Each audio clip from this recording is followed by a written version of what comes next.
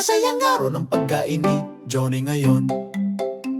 Mga kulay sa mesa, mga ngiti sa daan na lagok, higupin kagatin, halika tumawa at maglaro. Nagsisimula agad ang kasiyahan sa malusog na pagkain. Kumikinang na pulang mansanas, napakatingkad na saging kun-idan. Sabi ni Johnny, wow, sa makulay na tanawin.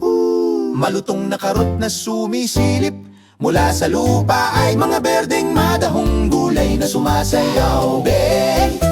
Napakatamis ng prutas at napakasayang gulay. Ang pagkain ng malusog ay nagpapagana sa lahat. Naguking kagatin araw-araw. Ang masasayang pagkain ay nagpapasigaw sa atin ng yehey, hehey. Ihalo, iikot, rainbow smoothie, tunog ng pagugong.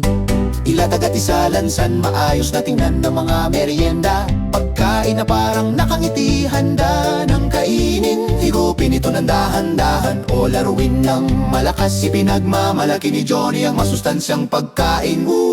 Haluin at buuin, subukan ng bago. Masarap na pagkain, masaya para sa akin at sa iyo. Ho, ho!